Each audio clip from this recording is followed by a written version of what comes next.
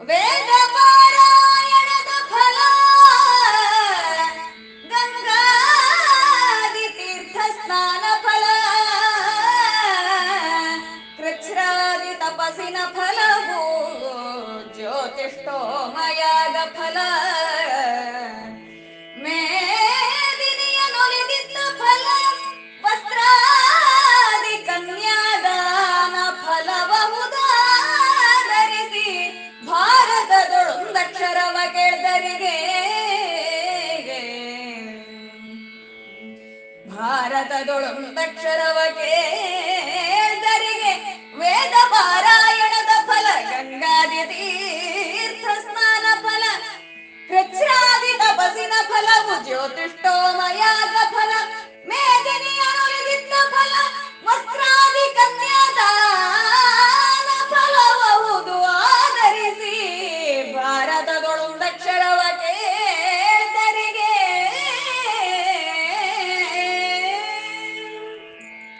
ನಮಸ್ಕಾರ ಬಂಧುಗಳೇ, ಕಥಾಮೃತ YouTube channel ಈ ಬಾರಿಯ ದಸರಾ ಹಬ್ಬಕ್ಕೆ ಬಹಳ ಒಂದು ಒಳ್ಳೆಯ ಕಾರ್ಯಕ್ರಮವನ್ನು ಆಯೋಜಿಸಿದೆ. ಭಕ್ತಿಗೀತಾಮೃತ ಅನ್ನುವಂಥ ಶೀರ್ಷಿಕೆಯಲ್ಲಿ ಕನ್ನಡ ಭಕ್ತಿಗಾನ ಸ್ಪರ್ಧೆಯನ್ನು ಈ ಬಾರಿ ಆಯೋಜಿಸಿದೆ. ಈ ಸ್ಪರ್ಧೆಯ ಎಲ್ಲ ವಿವರಗಳು, ವಿವರಣೆಗಳು ಹಾಗೂ ನಿಯಮಗಳನ್ನು ನಾವು ಈಗಾಗಲೇ ಎಲ್ಲ ಕಡೆ ಬಿತ್ತರಿಸಿ ಆಗಿದೆ. ಅದೇ ರೀತಿ ನಮ್ಮ ಈ ಯೂಟ್ಯೂಬ್ ಚಾನಲ್ ಮೂಲಕ ಅಂದರೆ ನಮ್ಮ ಈ ಕುಮಾರವ್ಯಾಸ ಭಾರತದ ಸಂಚಿಕೆಯಲ್ಲೂ ಕೂಡ ನಾವು ಇದರ ವಿವರಣೆಗಳನ್ನು ನಾವು ನೀಡ್ತಾ ಇದ್ದೇವೆ. ಸಂಚಿಕೆಯ ಕೊನೆಯಲ್ಲಿ ಇದರ ವಿವರಣೆಗಳಿವೆ. ಎಲ್ಲರೂ ಇದನ್ನು ತಪ್ಪದೆ ನೋಡಿ ಎಲ್ಲ ವಿವರಣೆಗಳನ್ನು, ನಿಯಮಗಳನ್ನೆಲ್ಲ ನೋಡಿ ಈ ಸ್ಪರ್ಧೆಯಲ್ಲಿ ಆದಷ್ಟು ಹೆಚ್ಚಿನ ಸಂಖ್ಯೆಯಲ್ಲಿ ಭಾಗವಹಿಸಿ. ಬಂಧುಗಳೇ, ಮುಂದೆ ಕತೆ ಏನಾಯಿತು, ಕತೆ ಯಾವ ರೀತಿಯಲ್ಲಿ ಸಾಗ್ತದೆ ಅನ್ನೋದನ್ನು ಬನ್ನಿ ಕಥೆಯತ್ತ ಸಾಗೋಣ.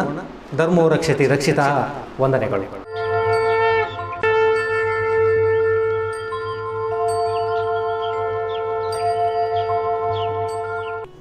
ಸಹೃದಯ ಬಂಧುಗಳೇ, ವಂದನೆಗಳು. ಪಾಂಡು ಅರಣ್ಯದಲ್ಲಿರುವಂಥ ವಿಚಾರವನ್ನು ಈಗಾಗಲೇ ನಾವು ನೋಡಿದೆವು. 5 ಮಕ್ಕಳ ಜನನವೂ ಕೂಡ ಆಗಿದೆ. ಆ ಸಂದರ್ಭದಲ್ಲಿಯೇ ಒಂದು ದಿನ ವಸಂತಾಗಮನದ ಬಗ್ಗೆ ಕಳೆದ ಸಂಚಿಕೆಯಲ್ಲಿ ನಾನು ಹೇಳಿದ್ದೆ. ವಸಂತಾಗಮನ ಅಂತ ಹೇಳಿದ ಕೂಡಲೇ ನಾವು ನೆನಪಿರಿಸಿಕೊಳ್ಳಬೇಕಾದದ್ದು ಎಲ್ಲ ಮರಗಳು ಚಿಗುರೊಡೆಯುತ್ತವೆ,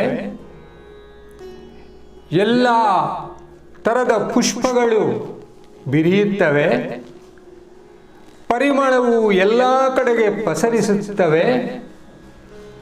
ಸಾಮಾನ್ಯವಾಗಿ ನಾವು ವಸಂತ ಅಂತ ಹೇಳಿದರೆ ಮನ್ಮಥನ ಸೇನಾಧಿಪತಿಯ ಮಂತ್ರಿ ಅಂತ ಹೇಳಿ ತಿಳ್ಕೊಳ್ಳುವಂಥದ್ದು. ಯಾವಾಗ ವಸಂತನ ಆಗಮನವಾಗುತ್ತದೋ ಅಲ್ಲಿ ಮನ್ಮಥನ ಆಗಮನವಾಗಿದೆ ಎನ್ನುವುದೇ ಅರ್ಥ. ಮನ್ಮಥನ ಪ್ರವೇಶ ಯಾವ ಕಡೆಗೆ ಆಯಿತೋ ಅಲ್ಲಿ ಯಾವುದಾದರೊಂದು ಅನಾಹುತಗಳು ಖಂಡಿತವಾಗಿ ಆಗಿಯೇ ಆಗುತ್ತದೆ. ದೂರ ದೂರವಿರುವಂತಹ ಪುರುಷ ಸ್ತ್ರೀ ಅವರು ಸಮೀಪಕ್ಕೆ ಬರುತ್ತಾರೆ, ಅವರಲ್ಲಿ ಪ್ರೇಮಾಂಕುರವಾಗುತ್ತದೆ. ಈ ಸಂದರ್ಭದಲ್ಲಿ ನಾನು ನಿಮಗೆ ಒಂದು ಸಣ್ಣ ಕಥೆಯನ್ನು ಹೇಳ್ತೇನೆ. ಬಹಳ ಹಿಂದಿನ ಕತೆ, ಪುರಾಣದಲ್ಲಿ ನಾವು ತಿಳ್ಕೊಳ್ಳುವಂಥದ್ದು. ಆದಿಕತೆ, ಆದಿಸೃಷ್ಟಿ. ಆದಿಸೃಷ್ಟಿಯಲ್ಲಿ ವಿಷ್ಣು, ಶಿವ, ಬ್ರಹ್ಮ ಇವರ ಸೃಷ್ಟಿಯನ್ನು ಆದಿಮಾಯೆ ಮಾಡಿದಳು ಎನ್ನುವುದನ್ನು ನೀವು ತಿಳ್ಕೊಂಡಿರಬಹುದು. ಅದರಲ್ಲಿ ಬ್ರಹ್ಮನಿಗೆ ಸೃಷ್ಟಿ ಕಾರ್ಯವನ್ನು ಮಾಡುತ್ತಾ ಇದ್ದಂತಹ ಬ್ರಹ್ಮ ಅದ್ಭುತವಾದಂತಹ ಸೃಷ್ಟಿಯನ್ನು ಮಾಡ್ತಾನೆ,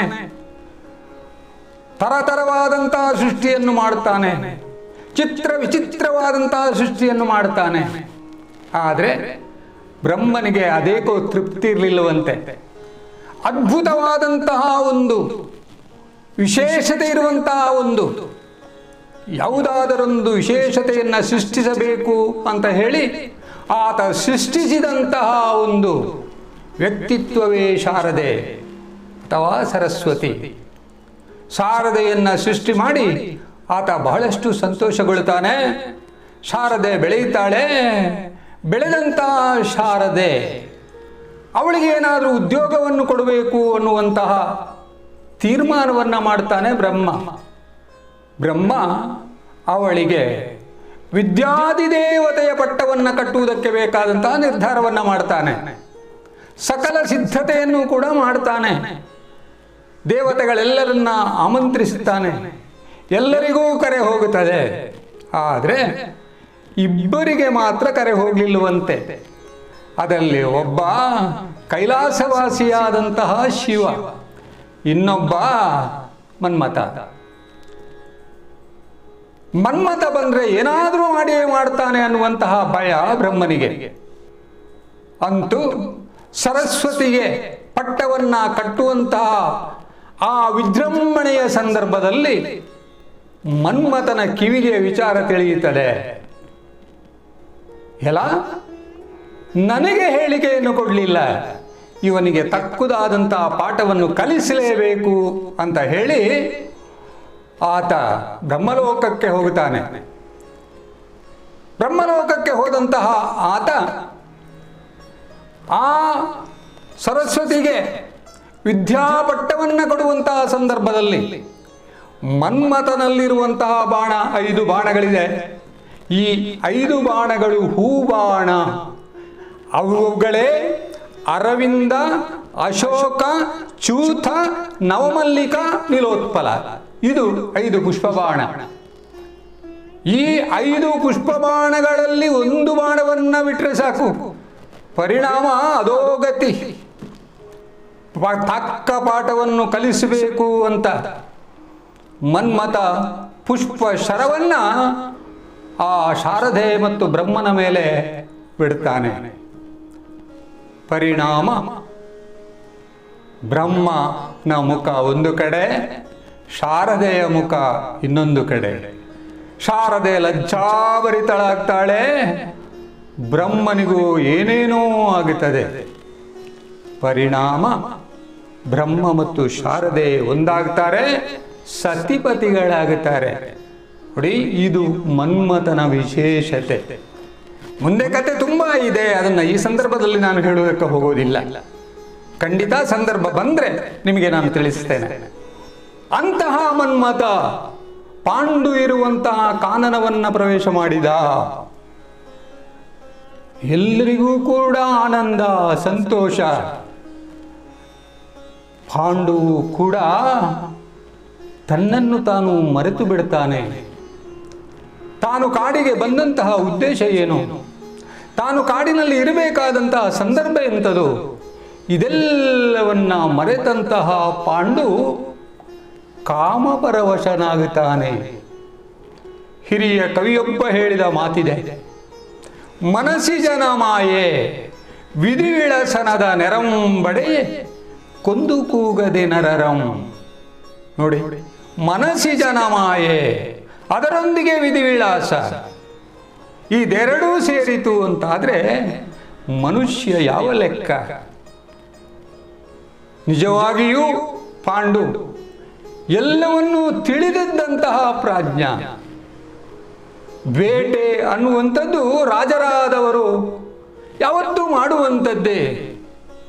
ಆದರೆ ಮಿಥುನಗಳು ಬಹಳ ಬಡ ಪ್ರಾಣಿ. ಅದು ಆ ಬಡ ಪ್ರಾಣಿಯನ್ನೂ ಕೂಡ ಬೇಟೆಯಾಡಿದಂತಹ ಪಾಂಡುವಿಗೆ ಸಿಕ್ಕಿದ ಫಲ ಶಾಪ, ಮಹಾಶಾಪ. ನೀನು ನಿನ್ನ ಹೆಂಡಂದಿರ ಮೈ ಮುಟ್ಟಿದರೆ ನಿನಗೆ ಆಗಲೇ ಮರಣ ಪ್ರಾಪ್ತಿಯಾಗಲಿ ಅನ್ನುವುದು. ಬಂಧುಗಳೇ, ಇದನ್ನು ಈಗಾಗಲೇ ನೀವು ಕೇಳಿದ್ದೀರಿ, ನಿಮಗೆ ನೆನಪಿಸಿಕೊಳ್ತಾ ಇದ್ದೇನೆ ಅಷ್ಟೇ. ಅಂತೂ ವಸಂತಾಗಮನದ ಹೊತ್ತಿಗೆ, ಮನ್ಮಥಾಗಮನದ ಹೊತ್ತಿಗೆ ಕಾಮ ವಿಕಾರಕ್ಕೆ ಒಳಗಾದ ಆತ.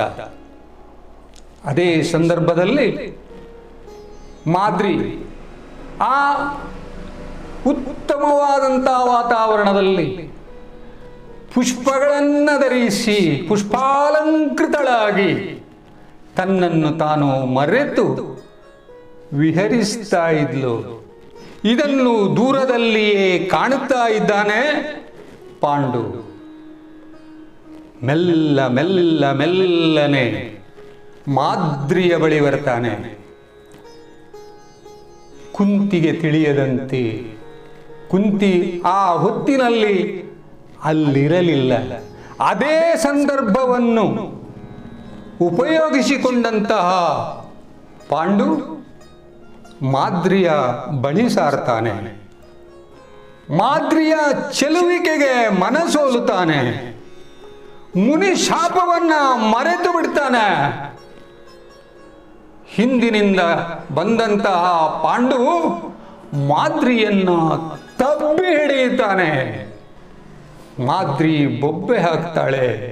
ಕೊಂದೆಲ ಕಡು ಪಾಪಿ, ಕೊಂದೆಲ ಕಡು ಪಾಪಿ, ಮರೆದ ಹಿಂದೆ ಮಾಡಿದ ಕೃತ್ಯವನು, ಮುನಿಗೆಂದ ನುಡಿ ಹೊಳ್ಳಹುದೇ, ಸುಡುದುರ್ವಿಶೇಷ ಕೆಳಸಿದಲ, ಬೆಂದುದೇ ನಿನ್ನರಿವು, ಧೈರ್ಯವನಿಂದು ನೀಗಿದೆ ಅಕಟ, ನಿನ್ನಯ ನಂದನರಿ ಗಾರುಂಟು, ನಿನ್ನಯ ನಂದನ ಗಾರುಂಟು, ಎನ್ನುತ್ತ ಹೆಣಗಿದಳು ಲಲಿತಾಂಗಿ. ಅಯ್ಯೋ ಏನು ಮಾಡಿದೆ? ಅವಳು ಅವನ ಕೈಯಿಂದ ತಪ್ಪಿಸಿಕೊಳ್ಳುವುದಕ್ಕೆ ಪ್ರಯತ್ನ ಪಡ್ತಾಳೆ. ಎಷ್ಟೇ ಪ್ರಯತ್ನ ಪಟ್ಟರೂ ಕೂಡ ಪಾಂಡುವಿನ ಕೈಯಿಂದ ಮಾದ್ರಿಗೆ ತಪ್ಪಿಸಿಕೊಳ್ಳುವುದಕ್ಕೆ ಆಗುವುದಿಲ್ಲ. ಪಾಂಡು ಮಾದ್ರಿಯನ್ನ ಬಿಡುವುದಿಲ್ಲ. ಅಂತೂ ಪರಿಣಾಮ ಋಷಿ ಶಾಪ ಫಲಿಸದೇ ಇರುವುದಕ್ಕೆ ಸಾಧ್ಯತೆ ಇದೆಯೇ? ಮಾದ್ರಿಯನ್ನ ಮುಟ್ಟಿದ್ದು, ಅಪ್ಪಿದ್ದು, ಮಾದ್ರಿಯೊಂದಿಗೆ ಸೇರಿದ್ದು ಪರಿಣಾಮ ಪಾಂಡು ದಪ್ಪನೆ ನೆಲಕ್ಕುರುಳಿದ. ಪಾಂಡು ನೆಲಕ್ಕೆ ಉರುಳಿದುದನ್ನು ನೋಡಿದಂತಹ ಮಾದ್ರಿ ಹಾ ಎಂದು ಪಾಂಡುವಿನ ಮೇಲೆ ಎರಗಿದ್ಲು, ಬೊಬ್ಬೆ ಹಾಕಿದ್ಲು. ಅಂತೂ ಪಾಂಡುವಿನ ಈ ದೆಸೆಯನ್ನು ಕಂಡಂತಹ ಮಾದ್ರಿಯ ರೋಧನ ಕಾನನದ ಎಲ್ಲ ಕಡೆಗೆ ಹಬ್ಬುತ್ತದೆ. ಇದನ್ನ ಕೇಳಿಸಿದಂತಹ ಕುಂತಿ ಓಡೋಡಿ ಬರ್ತಾಳೆ. ಬಂದು ನೋಡುವುದೇನು, ಪಾಂಡು ಧರೆಗೆ ಉರುಳಿದ್ದಾನೆ. ಪಾಂಡುವಿನ ಮೃತ್ಯು ಆಗಿ ಹೋಗಿದೆ. ಕುಂತಿ ದುಃಖಿಸ್ತಾಳೆ. ಅಯ್ಯೋ ಹೀಗೇಕಾಯಿತು, ಅಳಲಿದಳು. ಎಷ್ಟು ಅತ್ತರೇನು ಪ್ರಯೋಜನ? ಎಷ್ಟು ಅತ್ತರೂ ಸತ್ತವರು ಮತ್ತೆ ಹುಟ್ಟುವರೆ, ಮತ್ತೆ ಹುಟ್ಟುವುದಕ್ಕೆ ಸಾಧ್ಯತೆ ಇದೆಯೇ? ಕೊನೆಗೆ ಪಾಂಡುವಿಗೆ ನಡೆಸಬೇಕಾದಂತಹ ಕರ್ಮಗಳು, ಅದಕ್ಕೆ ಸಿದ್ಧತೆಯನ್ನ ಮಾಡುತ್ತಾ ಇರುವಾಗಲೇ ಕುಂತಿ ತಾನು ಸಹಗಮನ ಮಾಡುತ್ತೇನೆ ಅನ್ನುವ ಸಿದ್ಧತೆಯನ್ನ ಮಾಡ್ತಾಳೆ. ಆದರೆ ಮಾದ್ರಿ ಹೇಳ್ತಾಳೆ, ಅಕ್ಕ ನೀವಲ್ಲ ಸಹಗಮನ ಮಾಡಬೇಕಾದದ್ದು. ಇದೋ ನನ್ನಿಬ್ಬರ ಮಕ್ಕಳನ್ನ ನಿಮ್ಮ ಕೈಗೆ ಇಟ್ಟಿದ್ದೇನೆ, ನಿಮ್ಮ ಕೈಗೆ ಒಪ್ಪಿಸ್ತಾ ಇದ್ದೇನೆ.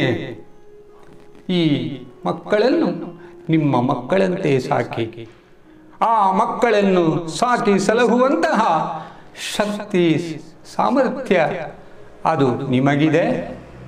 ಆದ ಕಾರಣ ಪಾಂಡುವಿನೊಂದಿಗೆ ನಾನು ಸಹಗಮನವನ್ನ ಮಾಡ್ತೇನೆ ಅಂತ ಹೇಳಿ ಮಾದ್ರಿ ಸಹಗಮನವನ್ನ ಮಾಡ್ತಾಳೆ. ಪತಿಯ ಸಹಗಮನದಲ್ಲಿ ಮಾದ್ರಿ ಸತಿ ಶರೀರವ ಬಿಟ್ಟಳು. ಐವರು ಸುತರು ಸಹಿತ ಕುಂತಿ ಮಿಂದು ಪರೇತ ಕೃತ್ಯವನು ಶ್ರುತಿ ವಿಧಾನದೊಳು ಅಖಿಳ ಮುನಿ ಸಂತತಿಗಳನ್ನು ಮುಂದಿಟ್ಟು ಮಾಡಿಸಿ ಸುತರ ಪಾಲಿಸುತ್ತಿರ್ದಳ ಶ್ರುತ ಶೃಂಗ ಶೈಲದಲ್ಲಿ. ಸೇರಿದಂತಹ ಮುನಿಗಳೆಲ್ಲರೂ ಕೂಡ ದುಃಖ ತಪ್ತರಾಗ್ತಾರೆ.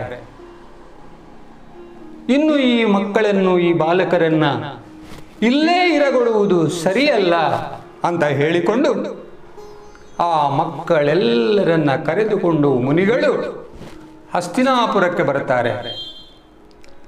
ನಡೆದಂಥ ಘಟನಾವಳಿಗಳನ್ನು ಭೀಷ್ಮನಲ್ಲಿ ತಿಳಿಸ್ತಾರೆ. ಹಸ್ತಿನಾಪುರ ದುಃಖದಿಂದ, ಬಹಳ ದುಃಖದಿಂದ ಆ ಸಂದರ್ಭಕ್ಕೆ ಏನು ಮಾಡಬೇಕೋ ಅದನ್ನೆಲ್ಲವನ್ನ ಪುನರಪಿ ಹಸ್ತಿನಾವತಿಯಲ್ಲಿ ಮಾಡ್ತಾರೆ. ಅಂತೂ ಹಸ್ತಿನಾಪುರದ ಪರಿಸ್ಥಿತಿ ಈ ಸ್ಥಿತಿಯಲ್ಲಿ ಇರುವಂತಹ ಸಂದರ್ಭದಲ್ಲಿಯೇ ವೇದವ್ಯಾಸರು ಹಸ್ತಿನಾವತಿಗೆ ಬರ್ತಾರೆ. ಎಲ್ಲರಿಗೂ ಸಮಾಧಾನವನ್ನ ಹೇಳ್ತಾರೆ. ಅವರನ್ನೆಲ್ಲರನ್ನು ಸಮಾಧಾನಪಡಿಸಿದಂತಹ ವೇದವ್ಯಾಸರು ಮುಂದೆ ಏನು ನಡೆಯುವುದು ಎನ್ನುವಂತಹ ಘಟನೆಗಳನ್ನ ಗ್ರಹಿಸಬಲ್ಲಂತಹ ಜ್ಞಾನಿಯಾದಂತಹ ಪ್ರಾಜ್ಞನಾದಂತಹ ವೇದವ್ಯಾಸ ತಾಯಿಯ ಬಳಿ ಹೇಳ್ತಾನೆ, ಅಮ್ಮ, ಇನ್ನು ನೀನು ಇಲ್ಲಿ ಇರುವುದು ಸರಿಯಲ್ಲ. ಮುಂದೆ ನಡೆಯಬಹುದಾದಂತಹ ಅನಾಹುತಗಳು, ವಿಪತ್ತುಗಳು ಅದೆಲ್ಲವನ್ನ ಈಗ ಹೇಳಬಾರದು. ಮುಂದಿನದು ದುಷ್ಕಾಲ.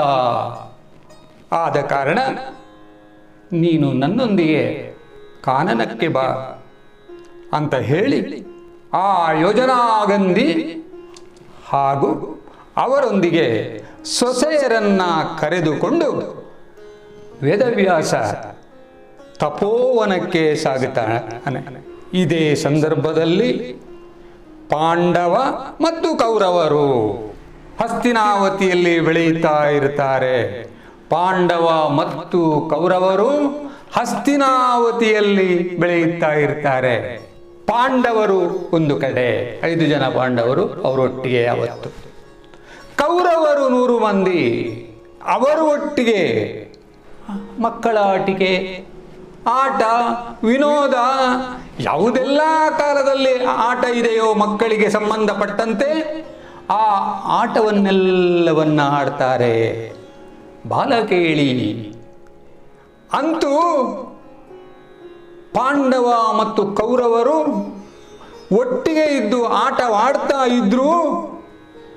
ಭೀಮ ಯಾವತ್ತು ನೋಡಿದ್ರೂ ಕೂಡ ಕೌರವರನ್ನ ಪೀಡಿಸುವುದು.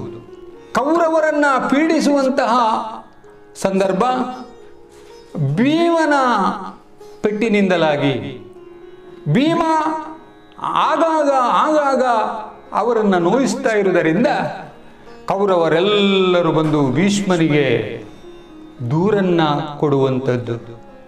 ಭೀಷ್ಮ ಅವರೆಲ್ಲರನ್ನ ಹತ್ರ ಕರೆಯುವುದು, ಅವರೆಲ್ಲರನ್ನ ಸಮಾಧಾನ ಪಡಿಸುವುದು. ಇಲ್ಲ, ಇನ್ನು ನಾವು ಕಲಹ ಮಾಡೋದಿಲ್ಲ, ಇನ್ನು ನಮಗೆ ಜಗಳ ಇಲ್ಲ ಅಂತ ಭೀಷ್ಮನಲ್ಲಿ ಹೇಳುವುದು. ಆದರೆ ಪುನಃ ಆಟವಾಡುವುದಕ್ಕೆ ಹೋಗುವುದು, ಪುನಃ ಇದೇ ರೀತಿಯಾಗಿ ಯಾವತ್ತು ನೋಡಿದ್ರೂ ಭೀಮ ಕೆಣಕಿ ದುರ್ಯೋಧನನನ್ನು ಕೆಣಕುವಂಥದ್ದು ಭೀಮನಿಗೆ ಆಟ. ಆದರೆ ಕೌರವರಿಗೆ ಪ್ರಾಣ ಸಂಕಟ. ಪುನಃ ಧೃತರಾಷ್ಟ್ರನಲ್ಲಿಗೆ ಬಂದು ದೂರನ್ನ ಕೊಡ್ತಾರೆ. ಭೀಮನಾದರೂ ಅವರ ದೂರನ್ನು ಕೊಡುವಾಗ ಇವನೇ ಮಣ್ಣಿನಲ್ಲಿ ಹೊರಳಿಸಿ ಮಣ್ಣನ್ನ ಮೈಗೆ ಮೆತ್ತಿಸಿಕೊಂಡು ಗಾಯ ಮಾಡಿಕೊಂಡು ಇವನು ಹೋಗಿ ದೂರನ್ನ ಕೊಡುವಂಥದ್ದು. ನೋಡಿ, ಅವರು ಹೀಗೆ ಮಾಡಿದ್ರು, ಇವರು ಹೀಗೆ ಮಾಡಿದ್ರು. ಪ್ರತಿ ದಿನವೂ ಒಂದಲ್ಲ ಒಂದು ರೀತಿಯಾದಂತಹ ದೂರು, ಒಂದು ಕಡೆ ಭೀಷ್ಮನಿಗೆ, ಇನ್ನೊಂದು ಕಡೆ ಧೃತರಾಷ್ಟ್ರನಿಗೆ ಸಲ್ಲಿಸ್ತಾ ಇದ್ರು. ಕೌರವ ಧರ್ಮರಾಯನಲ್ಲಿ ಬಂದು ಹೇಳುವಂಥದ್ದು ಆಗಾಗ, ಹೇಳುವರು ಯಮಜಂಗೆ ನಿನ್ನವನ ಊಳಿಗವ ನಿಲ್ಲಿಸೆಂದು ಪಾರ್ಥಂಗೆ. ನೋಡಿ, ಒಂದು ಕಡೆಯಲ್ಲಿ ಧರ್ಮರಾಯನ ಹತ್ರ ದೂರು ಕೊಡೋದು, ಇನ್ನೊಂದು ಕಡೆಯಲ್ಲಿ ಅರ್ಜುನನ ಹತ್ರ ದೂರು ಕೊಡುವಂಥದ್ದು. ಅಂತೂ ಎರಡೂ ಕಡೆಯಿಂದಲೂ ಬಂದಂತಹ ದೂರನ್ನು ಕೇಳಿ ಭೀಷ್ಮನಿಗೆ ಮುಂದೆ ನಡೆಯಬಹುದಾದಂತಹ ಅನಾಹುತ ಪರಂಪರೆಗಳ ಬಗ್ಗೆ ಆಲೋಚನೆಗೆ ಒಳಗಾಗುತ್ತಾನೆ ಆತ.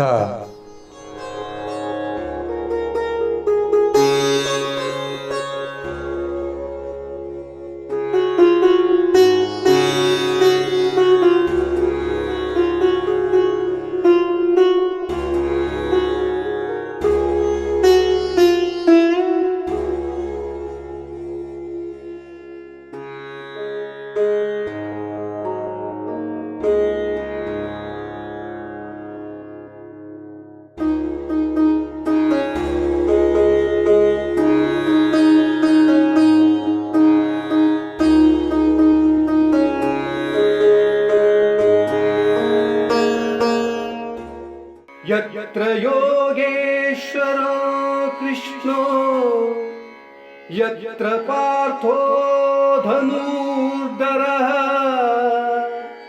तत्र श्रीर्विजयो